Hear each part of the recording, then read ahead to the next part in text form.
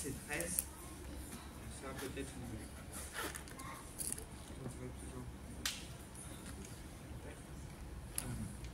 Donc je fais la lecture pour vous. Romains 14, à partir du verset 13. Ne nous jugeons donc plus les uns les autres, mais pensez plutôt à ne rien faire qui soit pour votre frère une pierre d'achoppement ou une occasion de chute. Je sais et je suis persuadé par le Seigneur Jésus que rien n'est impur en soi et qu'une chose n'est impure que pour celui qui la croit impure. Mais si pour un aliment ton frère est attristé, tu ne marches plus selon l'amour, ne cause donc pas ton aliment la perte de celui pour lequel Christ est mort. Que votre privilège ne soit pas un sujet de calomnie, car le royaume de Dieu, ce n'est pas le manger et le boire, mais la justice, la paix et la joie par le Saint-Esprit. Celui qui s'attriste de cette manière est agréable à Dieu et approuvé des hommes. Béni soit Dieu. Le contexte est en train de nous expliquer que parfois, pour certaines personnes, par exemple, il y en a qui disent regarder des films, c'est mal, d'autres qui disent que c'est bien, mais quand tu es avec des personnes, pour ne pas les attrister, tu dois faire des efforts pour que tu vois les choses que tu considères bien ou mal, et pour ne pas scandaliser tes frères, et pour aller dans une bonne direction avec eux. Et c'est pas sur ça que je voudrais m'arrêter. Moi, le verset qui m'attire vraiment mon attention et qui m'intéresse ce matin, c'est le verset 17. Il est écrit, car le royaume de Dieu, ce n'est pas le manger et le boire, c'est-à-dire pratiquer le royaume de Dieu, c'est pas à cause de ce que tu vas manger ou de ce que tu vas boire, ni même à cause de ce que tu vas peut-être entendre ou regarder, c'est pas ça la pratique du royaume de Dieu. Il dit que la pratique du royaume de Dieu, c'est la justice, la paix et la joie par le Saint-Esprit. Il y a une justice qui appartient au royaume, il y a une paix qui appartient au royaume, et il y a une joie qui appartient au royaume. Et cette justice, cette paix et cette joie, elle nous est communiquée par le Saint-Esprit.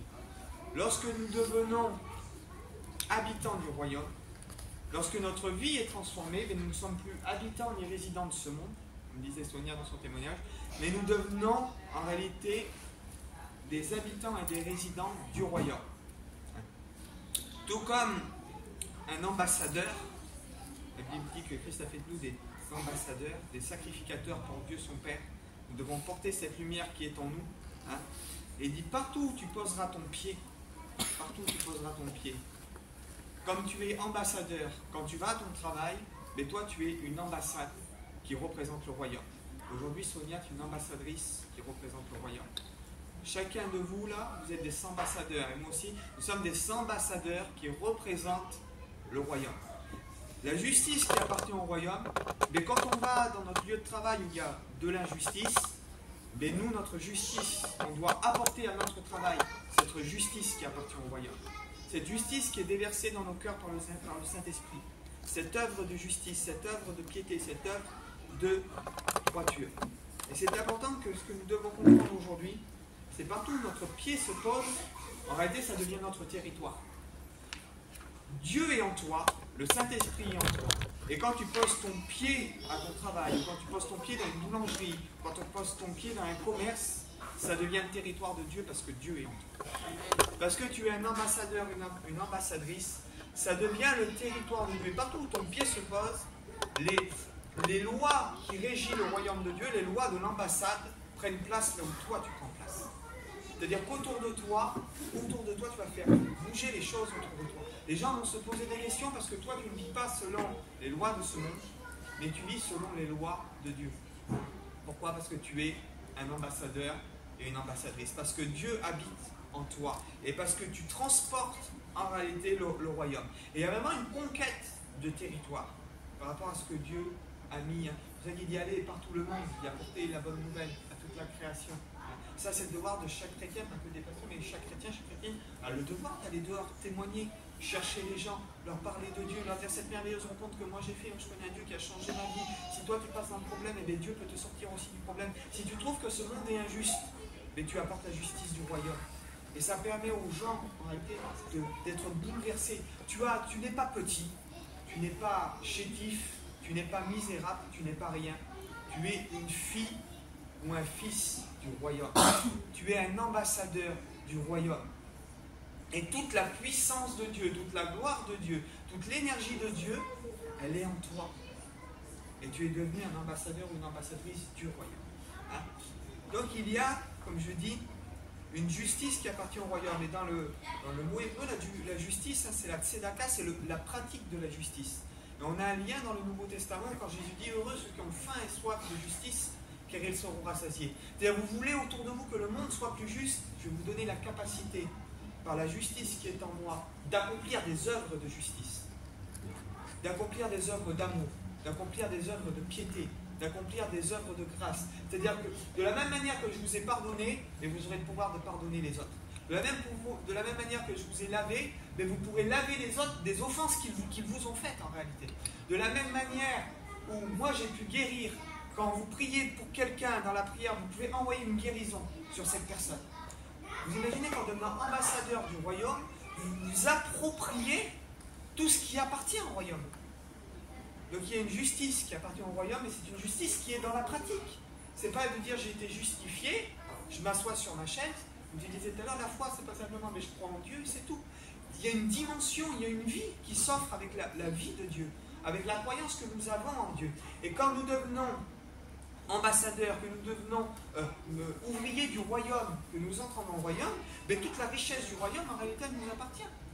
À l'époque, quand il y avait des châteaux forts, des villes, en réalité, quand les paysans se réfugiaient dans le château fort, ils avaient le droit à la protection des soldats, ils avaient droit à la distribution de la nourriture que le royaume faisait en payant la nourriture, mais ils étaient en réalité des sujets du royaume et profitaient de la protection du roi, de ce royaume, du travail qu'il y avait dans ce royaume.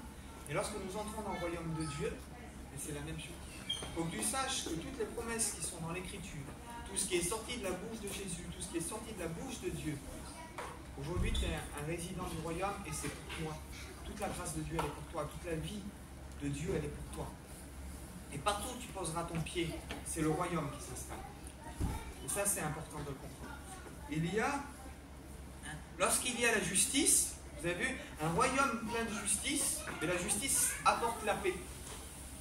Il dit qu'il y a la justice qui appartient au royaume. Comment voulez-vous être dans un monde en paix? Vous avez vu, dès qu'il y a une injustice en France, les voitures sont brûlées, les choses sont retournées. Dans un monde où il n'y a pas de justice, il ne peut pas y avoir de paix, c'est pas possible. Et nous voyons qu'au travers de sa justice, Dieu établit une paix. Dieu établit une paix. Et le mot paix en hébreu, c'est le mot shalom, mais c'est plus qu'une paix, c'est une plénitude. C'est la paix, mais sans qu'il n'y ait rien pour venir la contredire, sans qu'il n'y ait rien pour venir nous la voler, nous déstabiliser. Hein? Et Jésus va dire, je vous laisse ma paix, je vous donne ma paix, pas comme le monde la donne. Le mot monde qui est employé, hein, en grec, c'est le mot cosmos. C'est-à-dire que la paix qui appartient au royaume, c'est une paix qui n'est pas accessible dans l'univers.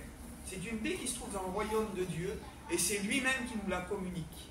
Dans un monde inaccessible, parce que sur cette terre, il ne peut pas y avoir une paix pareille que quand Dieu vient habiter notre cœur, et qu'on est là, et que même qu'il y a des problèmes, on a la paix. Et cette paix-là, c'est la paix qui appartient au royaume. Et cette paix, tu la transportes avec toi. Et cette paix, lorsque tu pries pour quelqu'un, que quelqu'un qui est angoissé, qui est triste, en priant pour lui, mais cette paix, tu peux la communiquer, tu peux la transmettre, tu peux donner cette soif aux gens d'avoir cette paix en réalité dans leur vie. Pourquoi?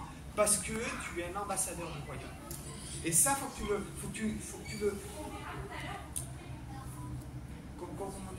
tu l'imprègnes dans ta vie.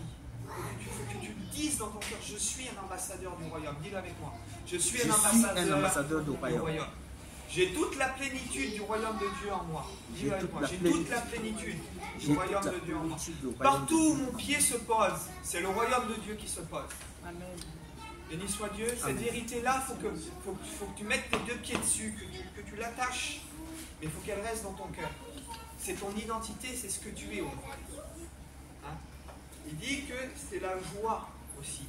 Donc, la justice va emmener la paix, et la paix emmène une joie totale. Dans un monde en paix, on sait quand on est dans un monde en paix, mais la joie prend vraiment en réalité place. Donc là où tu poses ton pied, ça devient une ambassade. Tu amènes la justice, tu amènes la paix, tu amènes la joie, par le Saint-Esprit qui est en toi. Amen. Donc par le Saint-Esprit qui est en toi, tu as le moyen de conquérir des territoires. De conquérir des territoires en réalité que l'ennemi des fois a pris. L'ennemi a pris des territoires dans des familles. L'ennemi a pris des territoires dans des esprits. L'ennemi a pris des territoires dans des foyers. Mais toi, parce que tu es l'ambassade, tu imposes ton ambassade sur le territoire de l'ennemi. Tu imposes un refuge au travers de ta personnalité, au travers de ce que tu sèmes, tu imposes un refuge sur le territoire de l'ennemi. Au travers de la justice que tu vas transférer, au travers de la paix que tu vas apporter et au travers de la joie que tu vas apporter. Les gens vont se poser ces questions en disant, lui il a une joie que je ne comprends pas, une joie que moi je ne possède pas. Lui il a une paix que moi je possède. Je ne comprends pas pourquoi cette personne-là vit dans la justice et elle s'en sort. Normalement il faut magouiller pour s'en sortir. Normalement il faut frotter pour s'en sortir. Et lui il est droit et il s'en sort. Vous apportez le royaume. Vous êtes ambassadeur du royaume. Et vous apportez, comme je dis, votre territoire, le territoire du royaume. Partout où vous posez votre pied, vous apportez le territoire du royaume. Là, je vais entrer dans une seconde phase de cette prédication. Nous avons parlé dernièrement des armes spirituelles et du combat spirituel. Et là, il est question de territoire. De prendre des territoires ou de se laisser prendre des territoires par l'ennemi. Toi, tu es une ambassade et en réalité, comme je dis, tu peux prendre des territoires. Mais l'ennemi aussi veut te déstabiliser dans beaucoup de choses. L'ennemi veut te déstabiliser. Et on va lire dans le deuxième livre des Corinthiens, chapitre 10, versets 3 à 6. 2 Corinthiens 10, verset 3.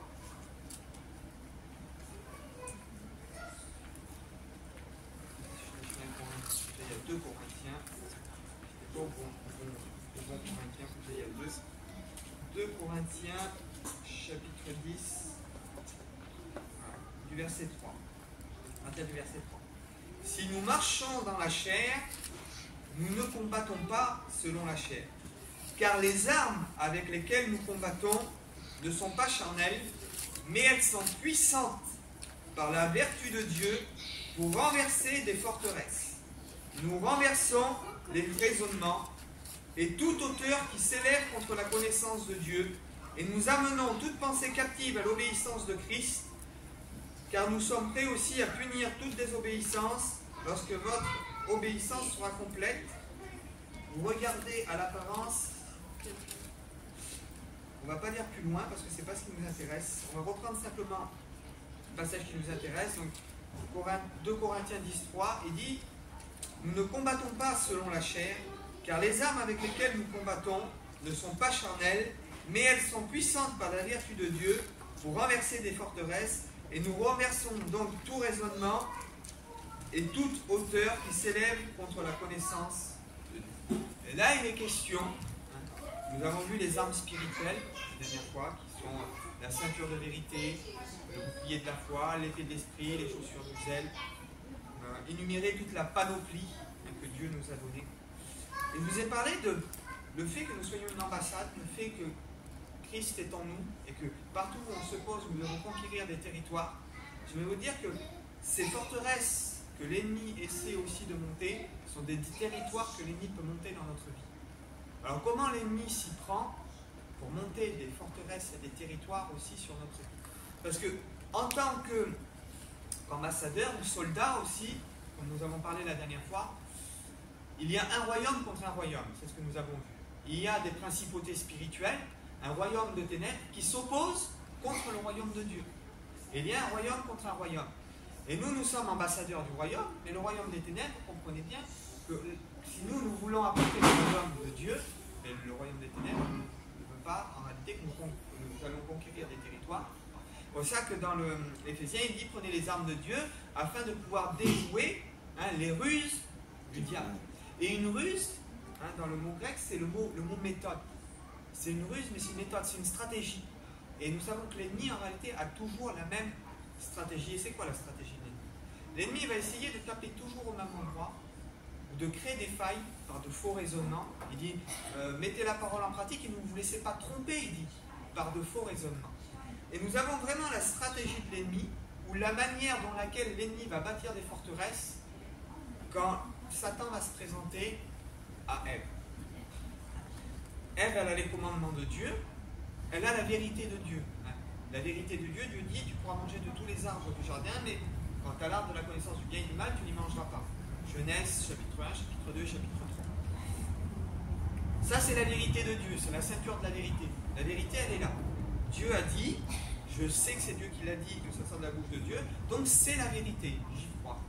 Maintenant, Satan vient avec sa vérité à lui, ou son mensonge, une demi-vérité, et il va dire à Ève, Dieu a-t-il réellement dit, vous pouvez manger de tous les arbres du jardin, mais Dieu sait le jour où vous en mangez, vous ne mourrez pas, mais vous serez comme Dieu. L'ennemi va venir sur le territoire d'Ève pour lui dire ce que Dieu t'a dit, c'est pas vraiment ça, ou c'est pas vraiment comme ça. Et là, l'ennemi va bâtir une forteresse, va prendre du territoire dans son esprit et dans ses pensées. Et ce qu'il faut comprendre, c'est que pour nous déstabiliser, l'arme de l'ennemi aujourd'hui, parce que l'ennemi, la Bible dit qu'il a été vaincu à la croix, que Christ à la croix a dépouillé les autorités, il a dépouillé les dominations, il les a livrées en spectacle. Donc l'ennemi ne peut plus dominer sur nous comme il dominait auparavant. Lorsque nous sommes en Christ, l'ennemi ne nous manipule plus comme il le voudrait, mais il a quand même une arme. Il a quand même quelque chose qui peut bâtir en réalité dans notre vie si nous le laissons faire.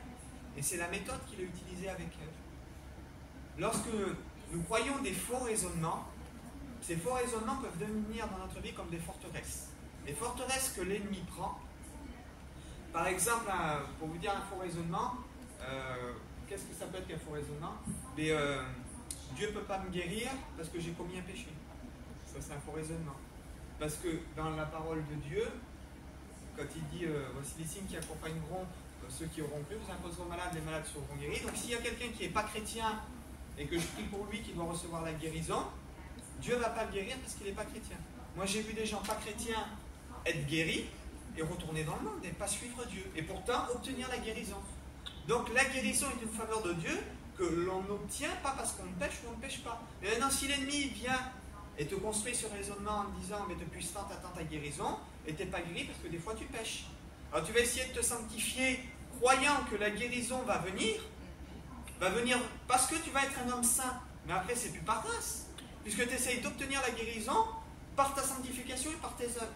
C'est plus une grâce. Et ça c'est une forteresse de pensée que l'ennemi peut bâtir. Vous voyez comment ça peut être subtil?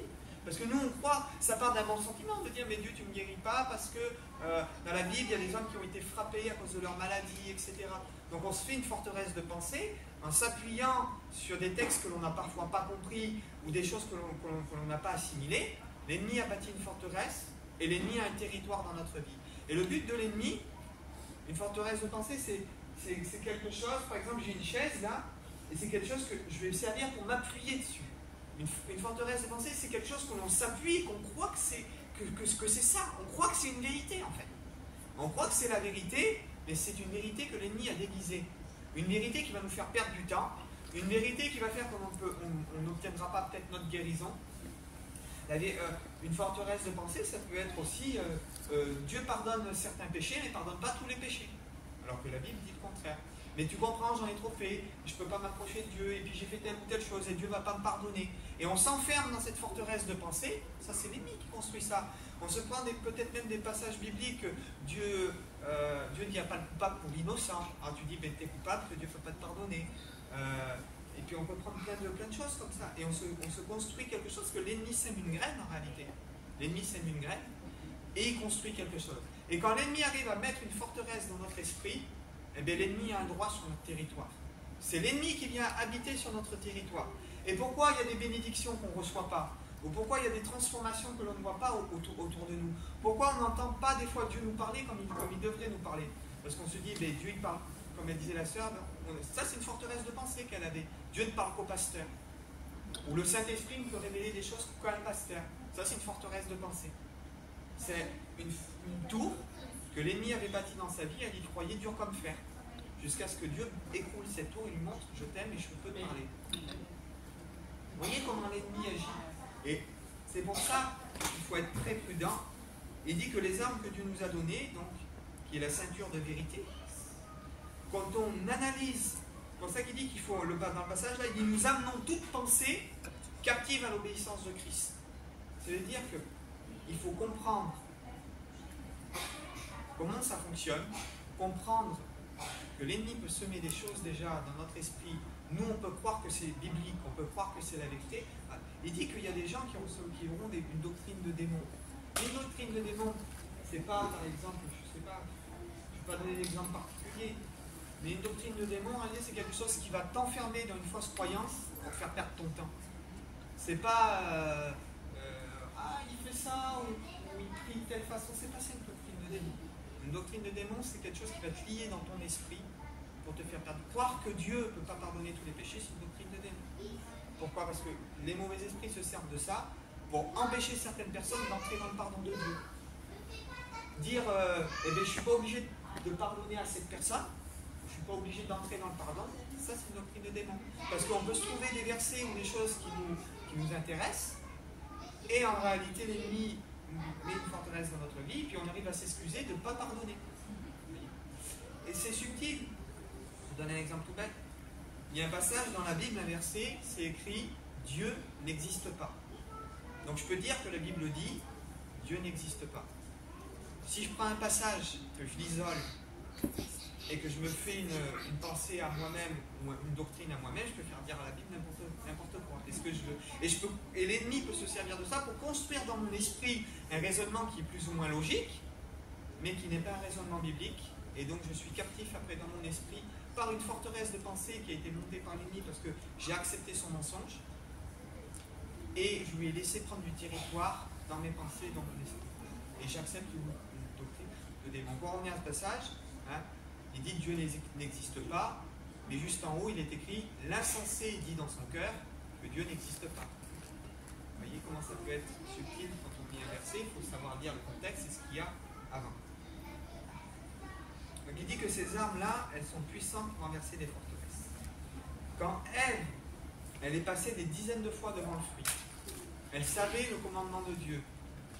Mais le jour où elle va accepter le raisonnement de l'ennemi, c'est là qu'elle va voir que l'arbre était bon à manger, agréable à la vue et précieux pour ouvrir l'intelligence. Avant ça, elle n'avait jamais pris cette tentation de franchir le pas. Pourquoi? Parce qu'elle était fondée sur les vérités de Dieu. Mais lorsqu'on accepte une vérité de l'ennemi et qu'on prend cette vérité-là comme notre vérité ou comme argent comptant, comme chose qui est vraie en réalité, eh bien on se met à voir en réalité des choses qu'on ne devrait pas voir. On se met à entendre des choses qu'on ne devrait pas entendre, à convoiter des choses qu'on ne devrait pas convoiter. Et en réalité, on passe à côté du plan que Dieu a sur notre vie. Pour ça, le passage dit, nous renversons alors tous les raisonnements, parce que les raisonnements, c'est où? Le problème, il est là. Notre problème, il est entre nos deux oreilles. Il est derrière nos yeux, entre nos deux oreilles. Notre problème, il est dans notre esprit. Le seul accès, le seul lien que l'ennemi a, c'est de faire accepter des mensonges dans ton esprit. Pour que tu puisses t'appuyer sur ces mensonges. Et des fois, ce n'est pas des mensonges qui vont te faire commettre de gros péchés, mais c'est simplement des mensonges ou des croyances qui vont te faire prier d'une façon, qui vont t'empêcher de recevoir. Qui vont te faire vivre d'une façon, qui vont t'empêcher de recevoir. Qui vont te faire, comme je disais tout à l'heure, il va te faire croire que parce que des fois tu pêches, tu n'as pas le droit d'être guéri. Alors que Dieu voudrait te faire expérimenter la guérison, mais tu ne demandes jamais la guérison pour toi, parce que tu crois que tu n'es pas assez digne de recevoir la guérison. Alors qu'un païen qui est dans la rue, quelqu'un qui n'est pas chrétien, t'impose les mains au malade, le malade est guéri, là, parce que la personne ne se pose pas de questions, elle demande à Dieu, elle croit, malgré qu'elle est dans le bourbier au fond du péché, elle est guérie. Vous voyez comment c'est subtil en réalité? Comment on renverse les raisonnements? En contredisant ce que Satan peut mettre dans nos pensées, en le confrontant à l'écriture. Faut-il encore avoir connaissance de l'écriture et avoir des révélations sur les écritures? Maintenant, il y a une arme qui est très importante. C'est lorsque nous prions, c'est pour ça un passage qui dit afin que vous ayez le renouvellement de l'intelligence, que vous soyez renouvelés dans vos pensées, renouvelés dans votre intelligence. Alors, je suis moi-même surpris, cette prière-là, je la fais pas souvent, quasiment jamais. Alors que j'ai compris depuis quelque temps que c'est dans les pensées aussi qu'il faut comprendre ça. Et ça veut dire quoi, renouveler notre intelligence? Ça veut dire que si Dieu renouvelle tes pensées, que si Dieu renouvelle ton intelligence et que si Dieu t'éclaire, au travers le renouvellement de ton esprit, de tes pensées, tu vas pouvoir apprendre à discerner si tu es captif d'un faux raisonnement ou pas. Dieu va envoyer des pasteurs ou des gens où Dieu va permettre que tu écoutes sa parole, Dieu va permettre d'entrer dans des choses plus profondes pour que tu apprennes à discerner si tu es dans un faux raisonnement ou pas. Donc il était question de lutte un peu de territoire. Donc tu es aujourd'hui un ambassadeur ou une ambassadrice. Tu es appelé à conquérir des territoires, et sache que l'ennemi veut aussi conquérir des territoires dans ton esprit. Et si des fois toi tu voudrais conquérir, faire, mais déjà dans ton esprit, toi-même l'ennemi a bâti tout. Et tu voudrais voir des miracles, tu voudrais parler de Dieu et que les gens se convertissent, et tu ne comprends pas pourquoi ta parole, quand tu témoignes, quand tu pries pour quelqu'un, tu ne comprends pas pourquoi ça n'a pas d'impact. Mais certainement parce que la façon de laquelle tu fais les choses, tu ne fais pas les choses de la bonne façon. Pourquoi? Parce que toi tu es persuadé que c'est la bonne façon, parce que tu t'appuies sur un raisonnement que l'ennemi a bâti dans ta vie, alors qu'en réalité tu dois t'appuyer sur la façon de Dieu. Et la façon de Dieu, tu ne la sais pas toujours. Pourquoi? Parce que tu t'es trompé par un faux raisonnement que l'ennemi a mis en réalité dans ta vie. Vous voyez un peu la subtilité. Là, on va entrer dans une nouvelle saison là, dans notre église. On a déjà commencé vraiment à avoir un bon élan. On va vraiment se former les uns les autres à la pratique de la prière, comment écouter Dieu nous parler. Qu'elle disait tout à l'heure, on ne savait pas comment que Dieu pouvait nous parler. Dieu peut parler à chacun de vous. Vous pouvez être dans un endroit là, vous priez, ou même sentir vous êtes en communion avec Dieu, et Dieu peut vous révéler la vie d'une personne.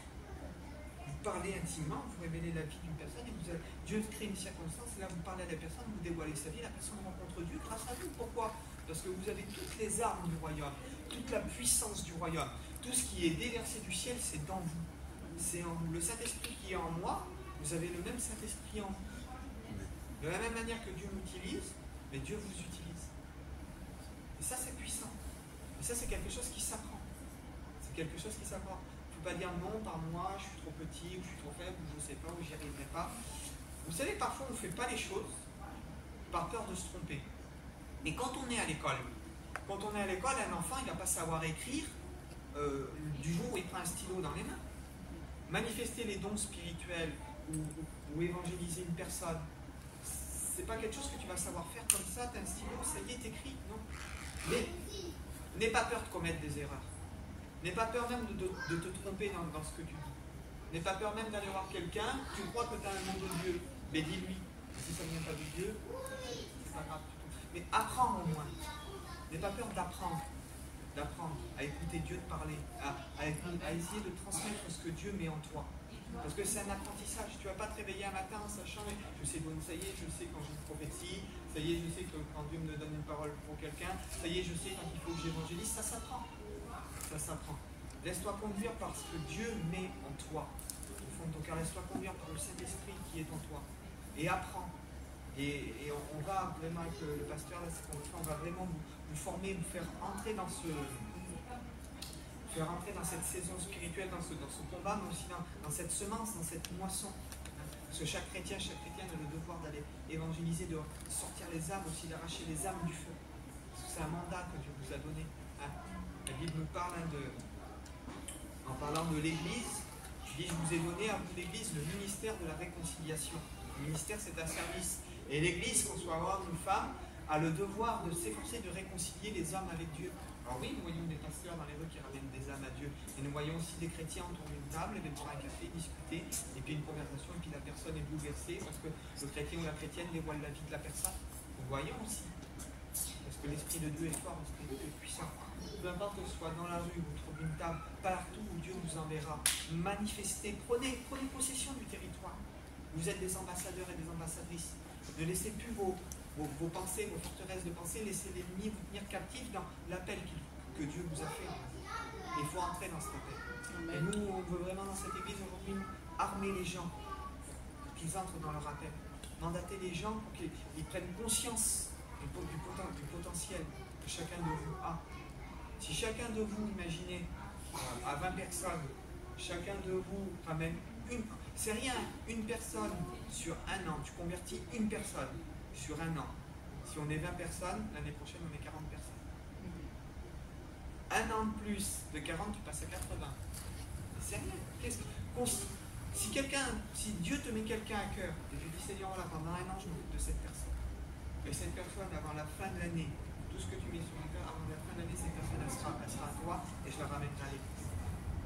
Vous imaginez, on fait ça sur 2 ans, on est 80 personnes. important, une personne, c'est pas. S'occuper d'une personne, prier pour une personne, exhorter une personne, s'occuper vraiment d'une seule personne. C'est puissant la parole de Dieu. J'espère que vous avez compris. On pourra voir une prochaine fois qu'est-ce que ça peut être que les faux raisonnements.